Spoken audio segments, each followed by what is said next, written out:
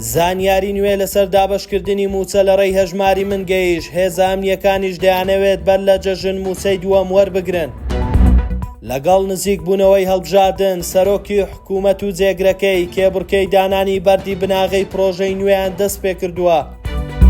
نهێنی نوێ لەبارەی ڕێککەوتنی کۆمپانیەکانی نەوت لەگەڵ بەغدا ئاشکرا دەبێت و بەڵێنێکیش لەبارەی دانەوەی قەرزی کۆمپانیەکان دەدرێت. سڵاوتان لێبێ لە ئاستاندەرەوە گرنگترین هەواڵەکانی ڕۆژتان پێشکەش دەکەین.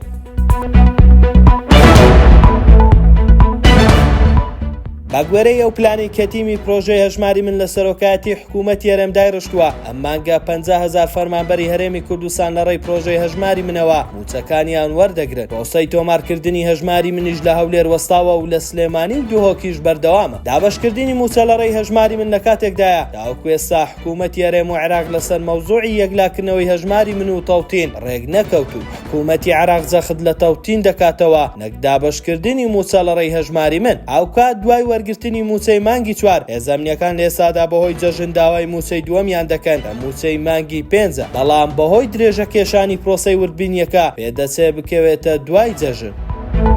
لەگەڵ نزیک بوونەوەی هەڵبژاردننی خولی شەشەمی پەرلەمانی کوردستان کە چاوەڕێ دەکرێت مانگی دەیەم ساڵ ئەنجام بدرێت، هەریەک لە سەرۆکی حکوومەتی هەرێمی کوردستان و جێگیری سەرۆکی حکوومەتی هەرێم لە زۆنەکانی خۆیان دەستیان بەدانانی بەردی بناغی پرۆژەی نوێ کردووە. دوێنێ قوبات تاڵەبانی لە دەڤەری ڕاپەڕین بەردی بناغی چەند پرۆژەیەکی دانا و ئەمڕۆژ مەسرور بارزانی لە ئاکرێ بەردی بناغی چەند پرۆژەیەکی نوێی دانا. ئەم هەنگاوانە لە کاتێکدا لە هەڵبژاردنەکانی ڕابردوو بەر لە هەڵبژاردن چەندین بەڵێن دەدرێت و بەردی بناغی پرۆژەی نوێ دادەندرێت، بەڵام دوای هەڵبژاردن بەڵێنەکان لەبیر دەستنەوە و تەنها لە پێناو ڕاکێشانی سۆزی هاوڵاتیان و کۆکردنەوەی دەنگ لە شار و شارۆچکەکان بەردی بناغی و پرۆژانێک کە دواتر جێبەجێ ناکرێت دادەندرێت.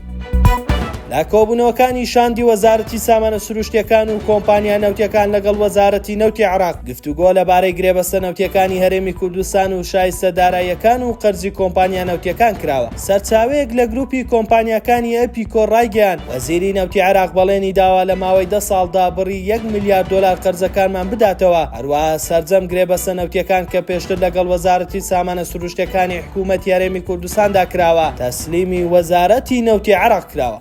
کات وەزیری نەوتی عێراق بە فەرمی پێیانی ڕاگەیاندووە بۆ خەرجی 1 بەرمیل دەرهێنانی نەوت بڕی 8 دۆلار دابین کراوە و گۆڕانکاری بەسەردانایەت و گرێبەستی نوێ لەگەڵ سەرجەم کۆمپانیا نەوتیەکان دەکەینەوە و 2 ساڵ جارێک بە گوێرەی نرخی بازاڕی نەوت و دارایی پێداچوونەوە بە گرێبەستەکانیاندا دەکەین.